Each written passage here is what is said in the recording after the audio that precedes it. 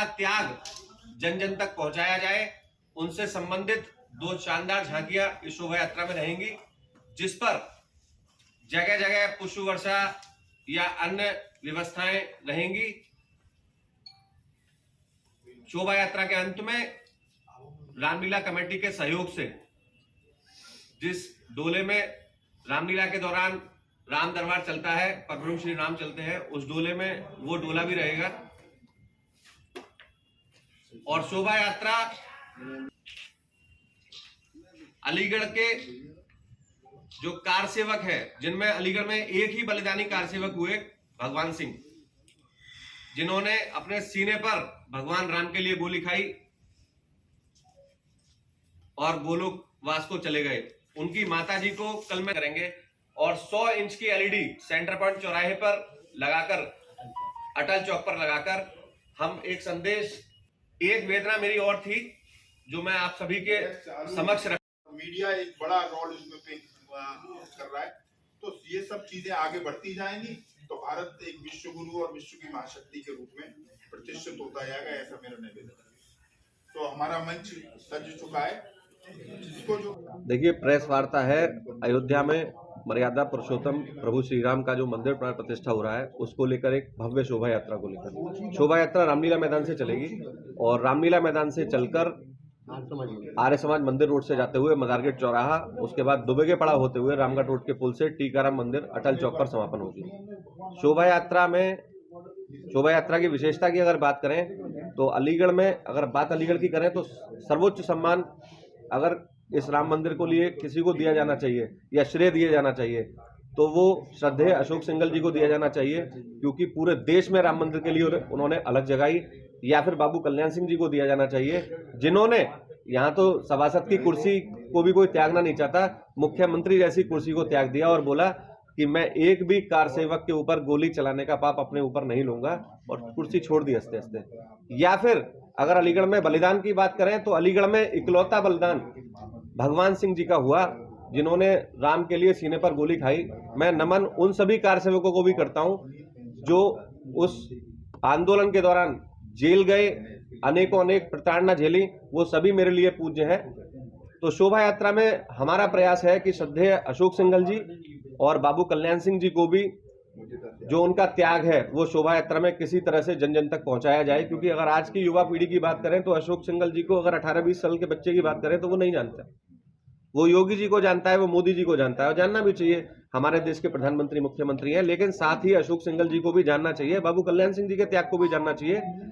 एक बात मैं मीडिया के माध्यम से और कहूंगा, क्योंकि इकलौते बलिदानी अगर बात करें कार सेवा के दौरान, एक व्यक्ति अलीगढ़ में थे जिन्होंने अपने सीने पर गोली खाई।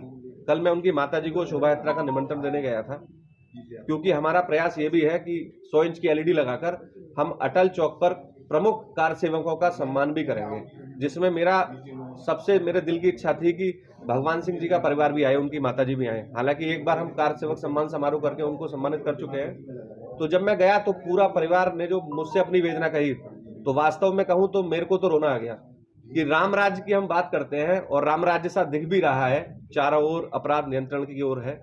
ऐसे अपराध में, ऐसी व्यवस्था में अगर एक कार सेवक का पूरा परिवार, क्या महिला, क्या पुरुष और क्या बच्चे, सब रो रहे थे, वो बहुत कष्ट में है।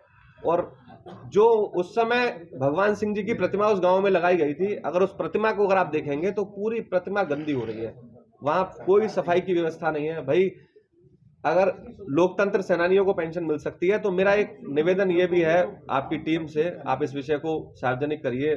मैं तो मांग उठाऊंगा ही कि जो कार सेवक बलिदान हो गए उनके परिवार को भी कुछ ना कुछ मिले, क्योंकि ये कोई साधारण बलिदान नहीं है। वो परिवार बहुत परेशान है। मैं निवेदन करूंगा आप सभी से, उस परिवार का मोबाइल नंबर, वो कहाँ रहते हैं, वो मैं सब आपको डिटेल्स दूंगा। उनकी जो मदद आप लोग कर सकते हैं वो कीजिए। वो वाकई में यातना झेल रहा है। उनका ये भी मैं डिटेल तो बाद में नहीं बताऊंगा, सार्वजनिक नहीं करूंगा। उनके एक परिवार के व्यक्ति की हत्या करा दी गई, एक पर झूठा केस लगा के उनको जेल भिजवा दिया गया 307 जैसी धाराओं में। परिवार बहुत परेशान है।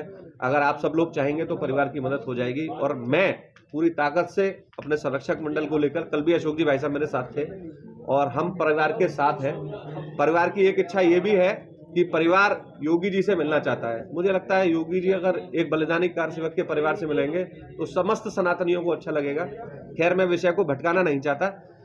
इसमें जो मुख्य रहेगा वो क्या? देखिए, शोभा यात्रा में अगर मैं पूरी शोभा यात्रा की बात करूं तो हमने अलीगढ़ से कोई डीजे नहीं मंगाया है, क्योंकि राम का मंदिर बन रहा है। आपको सड़क पे वो डीजे दिखेगा कि धूल भी उड़ जाए तो बड़ी बात है, और शीशे भी चटक जाए तो भी छोटी बात है। तो बहुत शानदार हम लोगों ने डीजे मंगाया है। भगवा पटाखा रहेंगे बड़े। अलीगढ़ का सबसे बड़ा भगवा ध्वज इस शोभा यात्रा में आपको देखने को मिलेगा, जो कि आप आए दिन बजरंग बल के कार्यक्रमों में देखते रहते हैं। उसके अलावा 1,500-2 हजार युवा उस डीजे के पीछे रहेंगे। श्रद्धेय अशोक सिंघल जी, आदरणीय कल्याण सिंह बाबू जी को भी हम शोभा यात्रा में सम्मिलित करेंगे। उनके चित्र को जगह जगह पुष्प वर्षा होगी। जिस एक विशाल भव्य रामडोला भी शोभा यात्रा में रहेगा। 10 से अधिक सत्संग मंडलियों के लोग इस शोभा यात्रा में हमारे साथ रहेंगे। भव्य शोभा यात्रा रहेगी। आंकड़े तो अभी तय नहीं है, लेकिन 3-4 हजार लोग भी शोभा यात्रा में रह सकते हैं।